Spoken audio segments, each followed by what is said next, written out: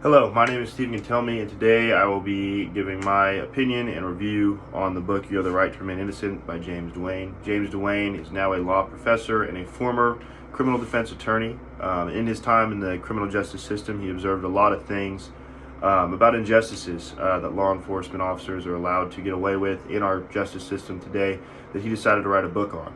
This book is an educational piece in order to help the average citizen understand their Fifth Amendment rights, what they can and cannot say, and what they should and should not do when getting questioned by an officer. This book is mainly focused on criminal cases in the sense that when an officer pulls you over for a traffic stop, you're still allowed to talk to him. You can, have a good conversation, be cordial, be courteous, be polite, and even during criminal investigations, be polite as possible to the officer, but know what you should and shouldn't say. The underlying toe in this book is that you should not talk to officers in a criminal investigation unless accompanied by a lawyer. He pulls up a lot of real life examples in this book of cases when people went down to the station because the officers invited them, very friendly, just to talk about details, and in their opinion they were helping solve the case, when really the officers were just trying to find a way to dig some dirt up on them. That way they could shut the case up and move on to the next one. There was one case that he speaks of in the book where a father is looking for his missing daughter, who was already turned up dead, but because the officers were still going through with this investigation, they suspected the father as the prime suspect. And because the father called, they were like, hey, why don't you come down to the station? We'll tell you what we know. You can tell us what you know. And they ended up convicting the father wrongfully and sentencing him to prison for the murder of his daughter, which he did not commit. So it's cases like these that drove James Duane to write this book, to educate the average American on the Fifth Amendment. And the biggest issue that I noticed in this book is people not knowing what their rights are as Americans. As weird as it is in today's society, we have immigrants coming from other countries that know more about their rights as American and the rights that we have as a people than we do, because they have to take a test on it to be here and we do not.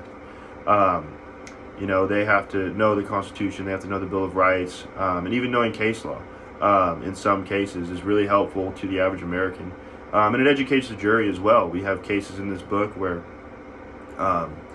he brings up a statistic that out of 100 cases, 40 wrongfully convicted suspects chose not to testify in court, not to make a statement or a comment on the case, and the jury saw that as an admission of guilt, which is not true. It's not the case. And even some of the Supreme Justices on the Supreme Court say that that pleading the fifth is grounds for a guilty verdict, which should not be true and is not the case. And he even points out in this book that innocent people talk way too much, because guilty people, people who commit crimes are generally lower on the IQ spectrum, and they just keep talking. They end up burying themselves deeper. So when an innocent person keeps talking and saying, "Oh, well, I know this," they're really digging themselves a hole. And it's honestly surprising and sometimes refreshing for officers if someone were to just say, "Hey, I plead the fifth. I'm not talking to you about this. I want a lawyer. I need someone. I need legal representation to talk to you." And that really covers your butt and the department's butt as well when discussing cases with an officer. There's a lot of cases that were discussed in the book in which officers kept lawyers or people didn't know their constitutional rights, and it led to guilty verdicts. For example, there was one case in the book where a little kid was getting interviewed by law enforcement officers and did not know that there was a lawyer waiting right outside the door to come talk to him. The officers would not tell him because they did not have to, but the kid didn't know that he was entitled to a lawyer. So it's this sort of trickery and lies that the police officers will, or detectives more so, will give to the average American citizen that this book was written for. This book is to really open eyes, even to those who say that, "Oh, this is not true, I don't believe this," because it is. He pulls up a lot of really good real life examples in this book that discuss the issues with the criminal justice system today, and how the average American citizen can get railroaded in some cases if they're not aware of their rights and what they're allowed to not and to not do.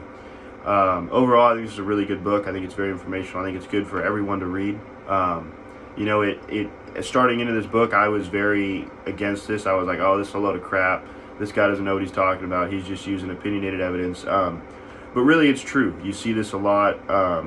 You know, obviously not on TV. TV, you know, the officers are always the heroes. But in the real world, the same syndromes that the officers have on TV, they have in real life. They get focused on one strand of evidence. They refuse to look at evidence that would tell them that the person's not guilty, and only focus on evidence to show that the person is guilty, because they, you know, for them it's just a 9 to 5. They have families they want to get home to. They have other issues that they need to attend to. So they're trying to get through this case as fast as they can, and officers hate leaving something done, saying it's unsolved, or closing a case cold, because that's just human psychology. People don't like leaving things unfinished. So officers will do everything they can and focus on specific evidence while ignoring other evidence in order to complete a case, close a case, and find a guilty person. So knowing your rights, having read this book, those are all really good ways to defend yourself against that. James Duane brings up a really good point. I personally really enjoyed this book. I didn't think I would like it when I first started reading it, but after reading it, after seeing what they had to say, and the very eloquent and intelligent way he put a lot of things backed up with statistical and real life evidence based off cases, I would highly recommend this book and encourage everyone who has not read it yet to read it. Thank you.